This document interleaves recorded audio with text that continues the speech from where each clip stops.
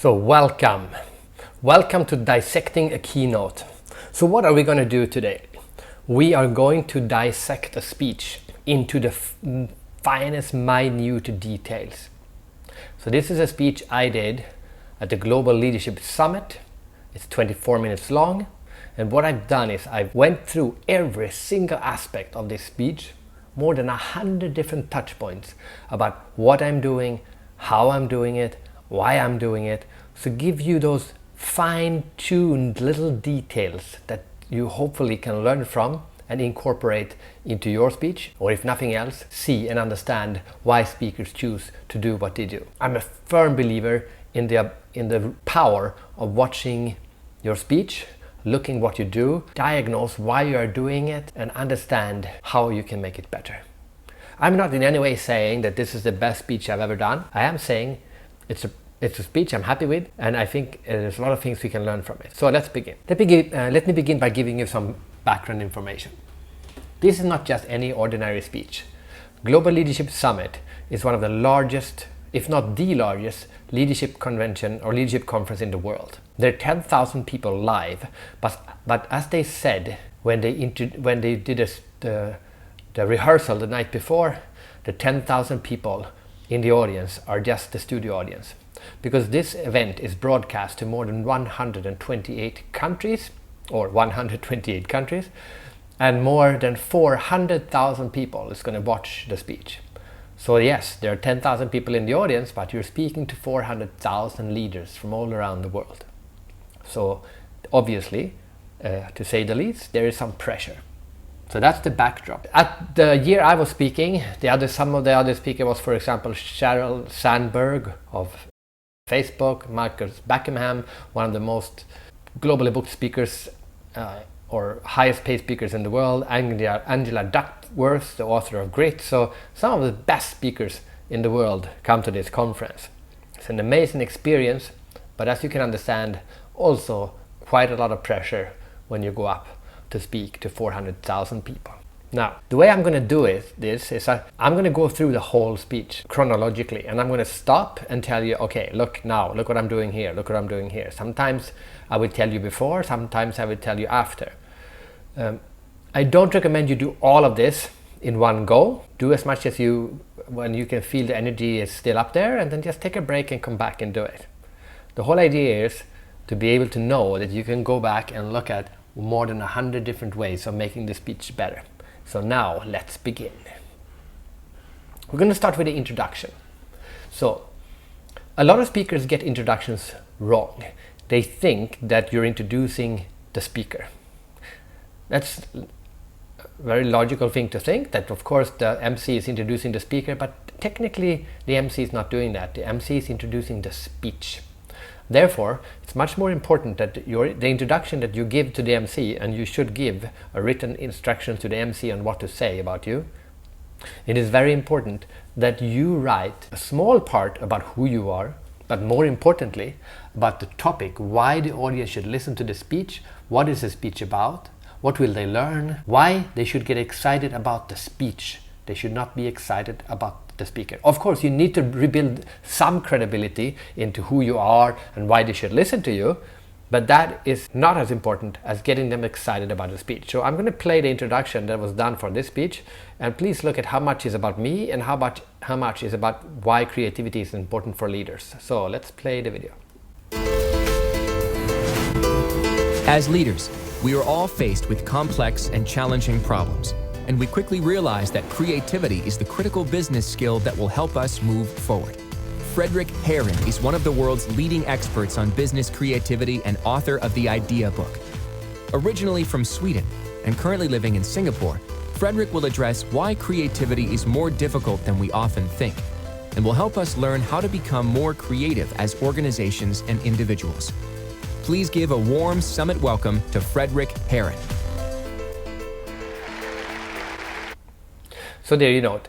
Not a lot of it was about me, but when it was to give me credibility. But more importantly, I'm there to talk about why creativity is important for leaders and so on. Also, please look at how I was introduced. I was introduced as an author, not as a keynote speaker. So if you've written a book, much better to be introduced as the author and keynote speaker, but not just as a keynote speaker. You should be there because you're an expert on the topic, and then they have invited you to speak. Much more powerful than just being introduced as a speaker. Lately, I have been reframing this, so now I'm being introduced as Frederick Harron, the Creativity Explorer, and who has written 10 books and speak all around the world. But I created this brand moniker about who I am, which is the Creativity Explorer.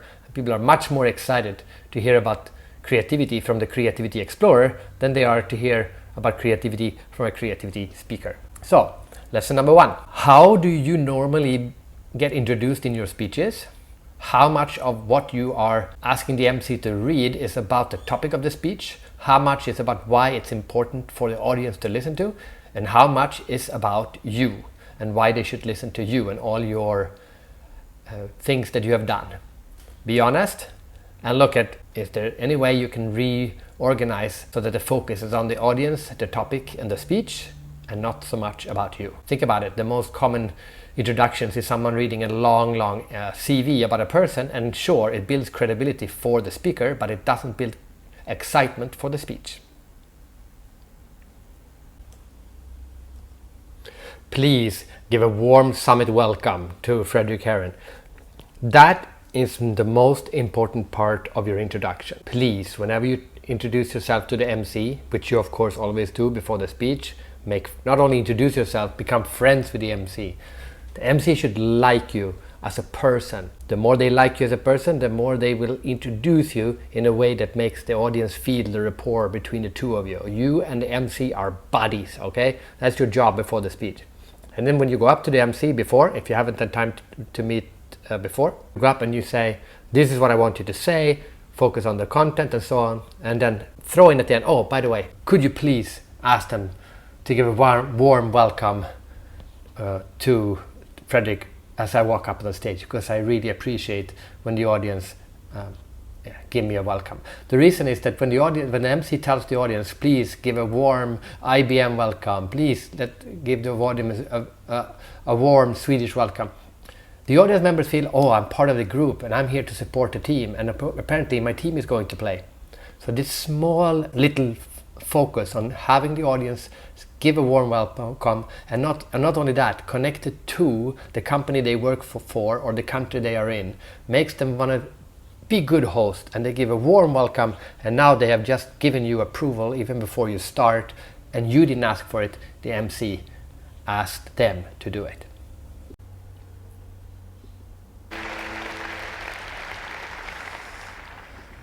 Okay, so now we're going to start looking at the speech.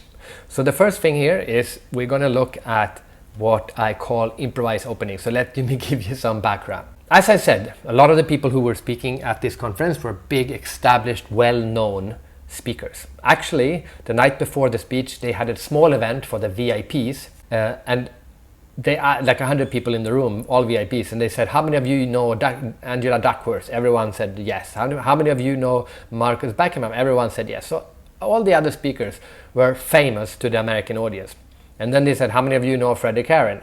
And not a single person raised their hand. So I knew that because of that, I knew when I walked up the next day, the audience would have had all those famous people, and then suddenly I'm walking up and they don't know who I am. So I'm starting from a disadvantage. But I had decided that the other ones might be more well known, and the other ones might have more credibility as business leaders. I'm not a CEO of a Facebook with $1 billion valuations. So the others might be there because they are famous and because what they've achieved in the line of business or as leaders.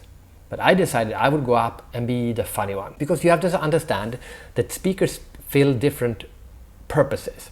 So you can have a very serious speaker and a very knowledgeable speaker and an expert and whatever, but in a whole conference, in a whole day of conferences, you need to have a mix. So some serious, some fun, and so on. So always ask yourself, what is the role that you are supposed to play? And then do your research. Google all the other speakers, Go to YouTube, check out their YouTube videos, because why? You will see what they speak on, you will understand their topics, but you will also see their speaking styles. And now you can know if someone goes up just before you and is a very, very funny speaker, and you had planned to be funny, but you're actually not so funny, you might want to rethink your strategy and go up and do a very content-filled speech.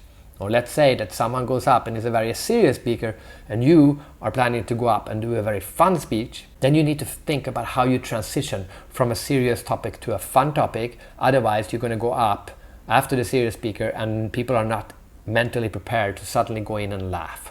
And in that case, it will be very important that the MC is able to transition them from a serious mode to a fun mode before you go up. In my case, as I said, I had decided I was going to be the funny one. And I knew that the speaker right before me was Michael Jr., which is a American stand-up comedian.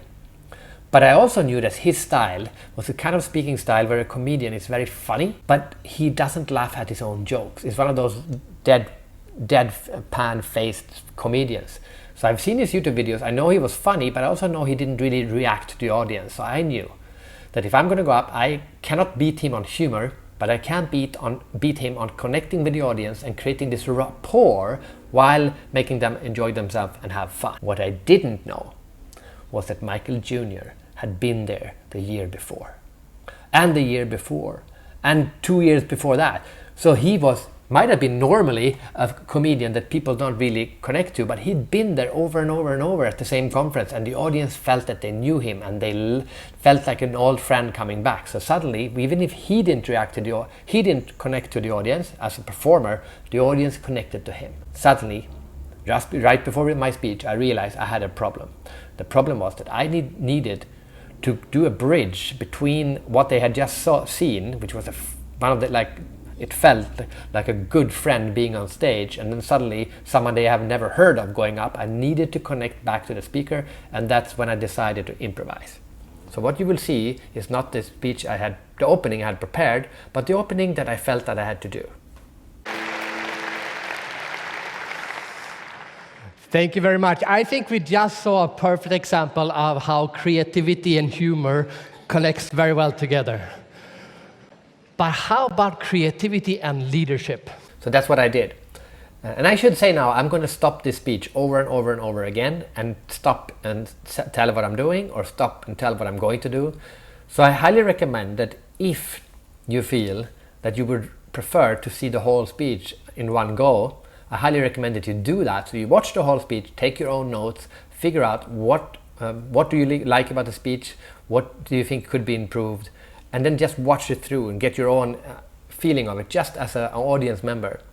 And then you go back and we can cut it up and do piece by piece, which we are doing now. So as you can see here in the opening, what I am doing is that I do a connection back to the previous speaker, and it's always a good idea to bring back connections to previous speakers. So I do the connection to the speaker, it's a homage to the speaker who just was on stage, but then I do a pivot. So that was fun, but that was creativity and fun.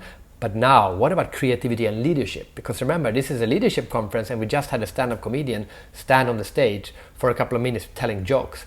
So I'm now using the weakness in the previous performance. It had nothing to do with leadership. And now I say, well, I'm going to speak about leadership, and suddenly the audience, I have the attention of the audience because, I remind them, yes, this is a leadership conference and we're here to learn about leadership. So always see what can you do to pivot the audience reactions to say whatever happened before is now over.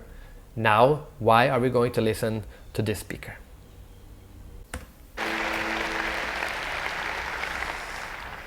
Thank you very much. I think we just saw a perfect example of how creativity and humor connects very well together. But how about creativity and leadership? Of course, me as an author of creativity books, of course, I think it's important. But it doesn't really matter what I think. What matters is what you think. So before I begin my talk, I want to ask you a few questions. I want to gauge your approach to creativity. And I want you to be honest. You don't have to be nice to me. I want you to be honest. Only raise your hand if you agree to the statement. Then I will do my talk. Okay, here we go. Question number one. How many of you think that being creative is important in your job? Raise your hand. Okay, so let's talk about early audience engagement. Very often, when I do a speech, I start the speech by asking 1 or 2 or 3 questions to the audience. And why do I do that? It's a great way to get the audience to feel that they are part of the speech. If they start to feel that they are going to be part of a play where they just need to sit and listen, or sit and watch, they're not going to be engaged. If they feel that the speaker somehow knows that the audience is there and wants to interact with the audience, they sit up straight and they start paying attention, and that's what you want. So it's important what kind of question you ask. If you ask a question that most people do not raise their hands to, there's a risk that you alienate yourself from the audience. Let's say, how many of you would like to climb Mount Everest? And then your speech is about climbing the Mount Everest. No one raises their hand. Now, you have kind of communicated that there's a difference between your topic and the audience. You also don't want to have a speech where everyone raises their hand, because then it will feel like you asked an obvious question. Like, how many of you are breathing right now? Well, actually, for a question like that, most people will raise their hand and some will not, just because you think it's a stupid question. So the idea here is to find a question that most people will raise their hand to, but not all. And I usually start with 3 questions. 1, to get almost everyone to raise their hand. 2nd, 1 to get roughly half to raise their hand. And then 3rd, 1 question where not everyone raises their hand. And the reason I do that is then to create the affinity with the group, where they feel, yes, we agree with you, but not on all the topics. So there's something here we can learn. So always think about what kind of question can you ask so that most people will raise their hand, because then you have kind of done the initial engagement with the audience.